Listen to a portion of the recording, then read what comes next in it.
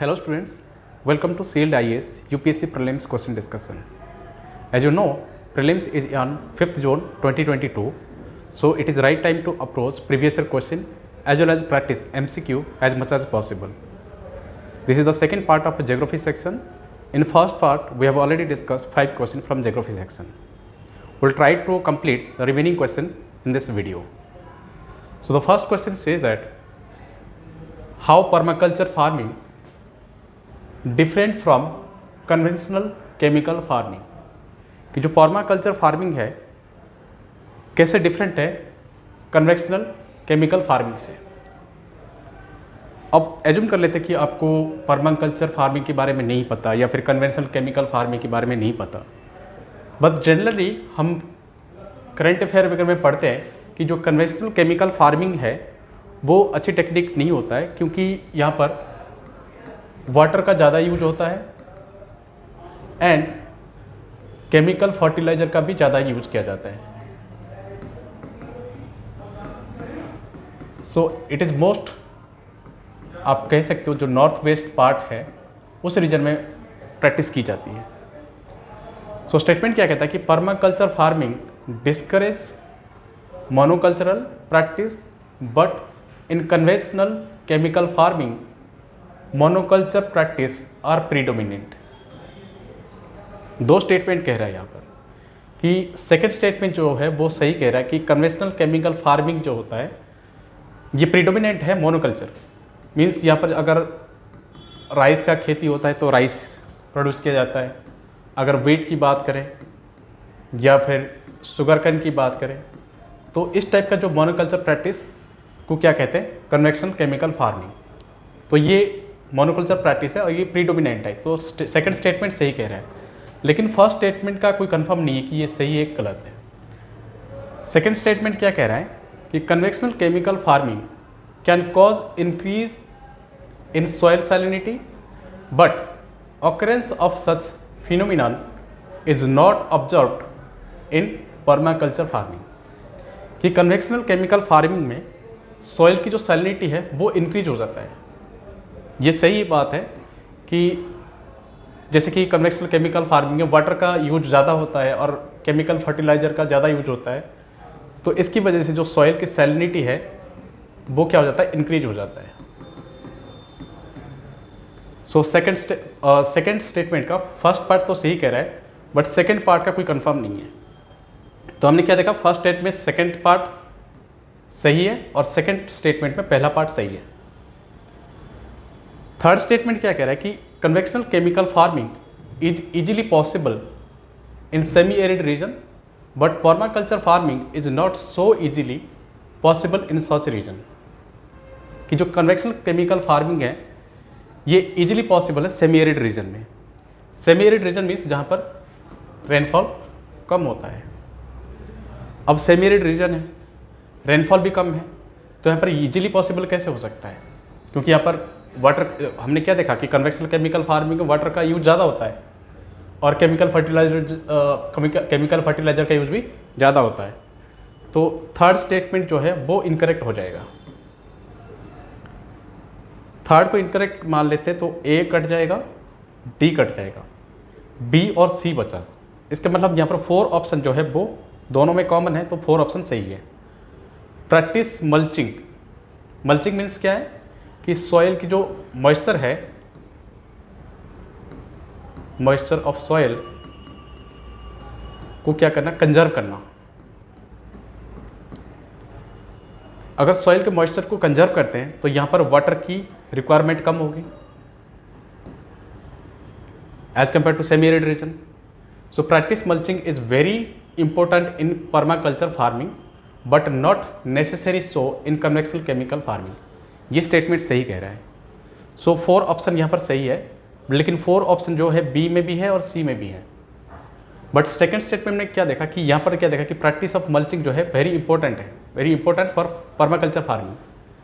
Second statement कह रहा है कि जो conventional chemical farming can cause increase salinity, ये आपने सही देख लिया, but occurrence of such phenomena is not observed in permaculture farming.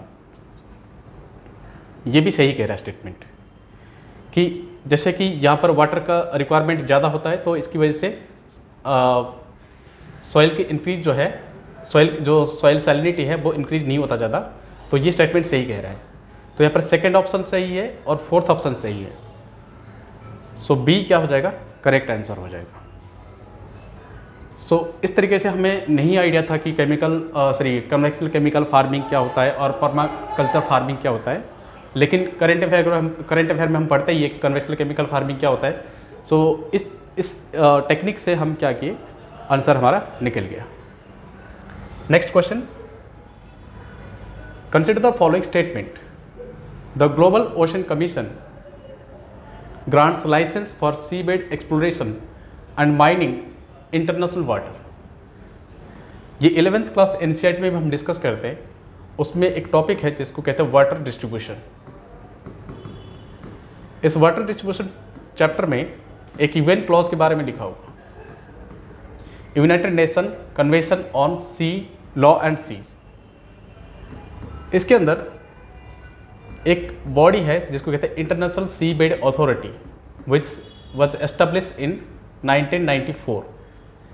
इस इंटरनेशनल सी बेड अथॉरिटी का मेन फंक्शन क्या है कि लाइसेंस ग्रांट करना कि जितने भी एक्सप्लोरेशन किससे रिलेटेड, सी बेड से रिलेटेड जितने भी एक्सप्लोरेशन होता है मिनरल से रिलेटेड, उन सब का क्या करना, एक्सप्लोरेशन करना। तो ये लाइसेंस ग्रांट करने का काम किसका है, ग्लोबल ओशन कमीशन का नहीं है, इंटरनेशनल सी बेड अथॉरिटी का काम है। तो यहाँ पर ऑप्शन 1 को अगर एलिमिनेट कर देते, यहाँ से ए हट जाएगा, सी हट जाएगा और डी हट जाएगा। सो एक ही ऑप्शन बचा, that is B. Second statement भी सही है कि India has received licence for sea bed mineral exploration international water. हाँ, रिसेंटली 2017 में भी ये इंडिया को लाइसेंस ग्रांट किया था। सो इसके हिसाब से ऑप्शन बी हमारा करेक्ट आंसर हो जाता है।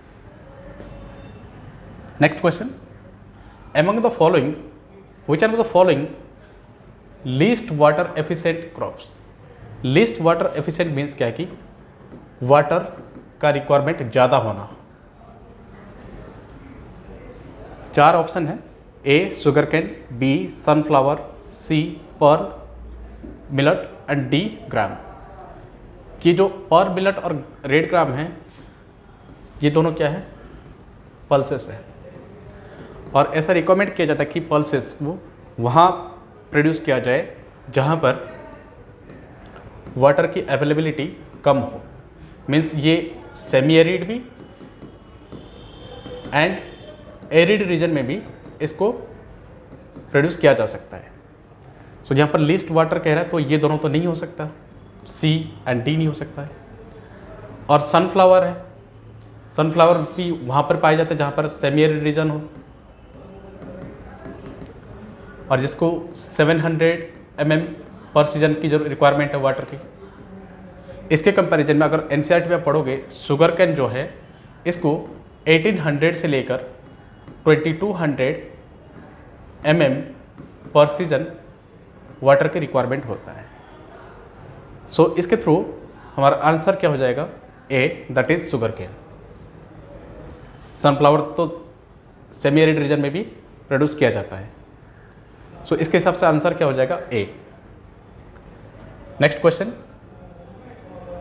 The vegetation of savanna consist of grassland with scattered small tree.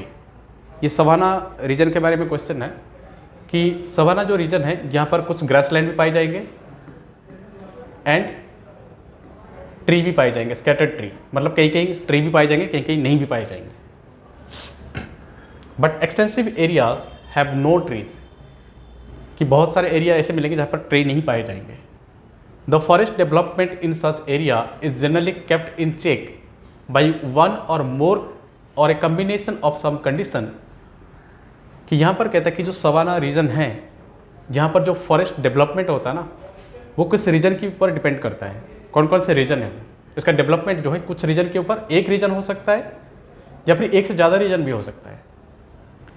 अगर सवाना का कैरेक्टरिस्टिक हम पढ़ेंगे तो सवाना क्या है, एक रीजन है जहाँ पर टेम्परेचर ज़्यादा है और रेनफॉल कम होता है इस रीजन में।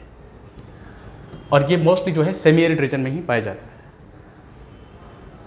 सो पहला क्या कहता है कि स्टेटमेंट कहता है कि borrowing animals and termites. Second statement fire, हाँ क्योंकि टेम्परेचर ज़्यादा है, सेमी एरिड रीजन है और रेनफॉल कहीं कहीं नहीं होता है रेनफॉल, तो इसकी वजह से कुछ रीजन है जहाँ पर ग्रास क्या हो जाता है, ड्राई हो जाता है, और ड्राई होने की वजह से जहाँ पर आग लगने का चांसेस भी है, जिसको फायर प्रोन एरिया भी कहते हैं। सो सेकंड स्टेटमेंट सही है। ग्रेजिंग हेर्बिवोर्स, हाँ ये तो नहीं पता, बट सीजनल रेनफॉल होता है यहाँ पर, क्योंकि रेनफॉल कम है, इसका मतलब कभी कभार रेनफॉल भी देखने को मिलता है, तो सीजनल रेनफॉल सही ऑप्शन है। सो 2 और 4 जो है वो करेक्ट ऑप्शन है। सो यहाँ पर 4 कहाँ है, बी में है, सी में है, लेकिन डी में नहीं है और ए में नहीं है। सॉइल प्रॉपर्टीज़ जो है वो इम्पोर्टेंट रोल प्ले नहीं करता सॉइल डेवलपमेंट के लिए, क्योंकि जो किसी भी फॉरेस्ट डेवलपमेंट के लिए टेम्परेचर और जो रेनफॉल है वो सबसे ज़्यादा इम्पोर्टेंट रोल प्ले करते हैं। अगर सॉइल प्रॉपर्टीज़ की बात करें, जैसे कि अगर एवरग्रीन फॉरेस्ट की बात करें, एवरग्रीन फॉरेस्ट जहाँ पर सॉइल की जो ह्यूमिडिटी जो ह्यूमस क्वांटिटी है वो बहुत कम होती है, तो जहाँ पर सॉइल का इतना रोल नहीं रहता, तो फिफ्थ ऑप्शन को हम एलिमिनेट कर सकते हैं।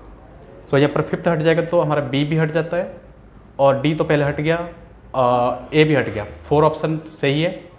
सो C that is 2, 3 and 4 is the correct answer.